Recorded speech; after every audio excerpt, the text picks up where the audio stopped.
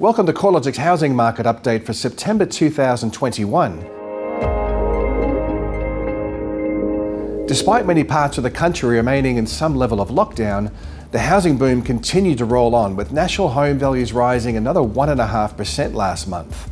The rate of growth remains strong across most areas of the country, but we are seeing mounting evidence the growth trend is losing some momentum.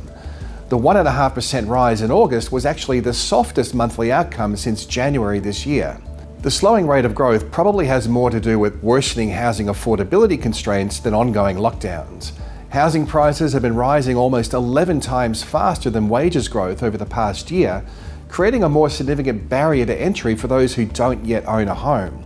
Lockdowns are having a clear impact on consumer sentiment. However, to date, restrictions have resulted in falling advertised listing numbers and, to a lesser extent, fewer home sales, with less impact on price growth momentum. It's likely the ongoing shortage of properties available to purchase is central to the upwards pressure on housing values. The latest update takes Australian housing values 15.8% higher over the first 8 months of the year and 18.4% above levels a year ago.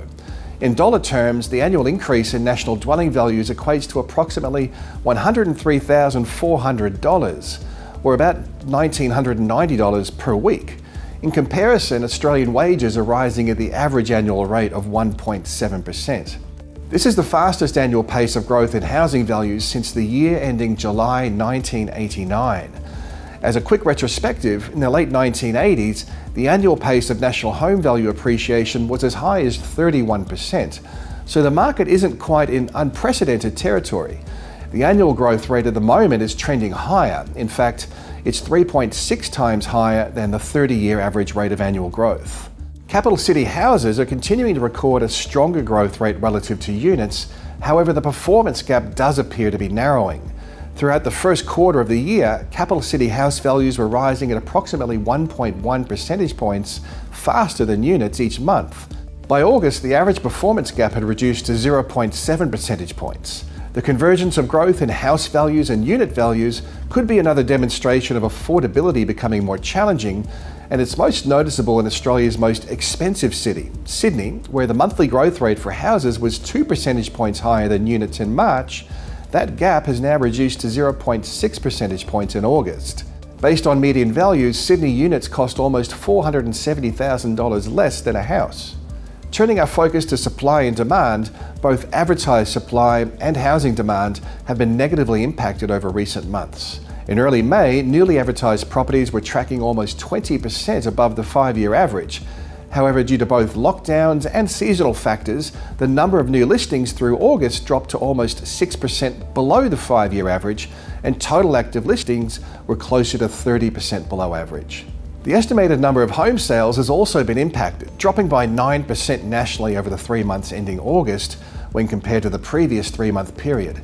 Despite the fall in sales, housing market activity remains at well above average levels. Although there has recently been a trend towards fewer buyers, the past 3 months has seen the number of home sales remain 30% above the 5-year average, at a time when active listings are 29% below average. Clearly, there is still a disconnect between advertised supply and housing demand, even in the cities where lockdown restrictions are active, which is keeping upwards pressure on housing prices despite the challenges faced by both buyers and sellers located in cities with mobility and social distancing restrictions. Strong selling conditions can also be seen in auction clearance rates and private treaty measures. Auction clearance rates have trended lower, especially in Melbourne, where a large proportion of auctions have been withdrawn from the market. However, where properties have proceeded to auction, the large majority are recording a successful result, albeit with a large proportion selling prior to the auction rather than under the hammer. Similarly, the median number of days it takes to sell a property is showing a mild upwards trend. However, most cities, including those navigating extended lockdowns, are continuing to see homes selling in 30 to 35 days or less. At the same time, vendor discounting rates remain at record lows, implying vendors aren't budging much on their initial pricing expectations. Australia's housing market appears to be navigating the uncertainties associated with the Delta outbreaks much the same as we've seen through previous lockdowns. Supported by low advertised stock levels relative to buyer demand, housing values are continuing to rise, albeit at a slower pace than earlier this year. Inventory levels have fallen sharply across the cities where lockdowns persist, but more broadly, advertised stock levels remain low across the country as demand continues to outweigh supply, resulting in a rapid rate of absorption of new listings. The volume of home sales has trended lower, mostly due to restrictions in Sydney and Melbourne, where the number of sales is estimated to have fallen by 19% and 34% respectively when compared with the prior 3-month period.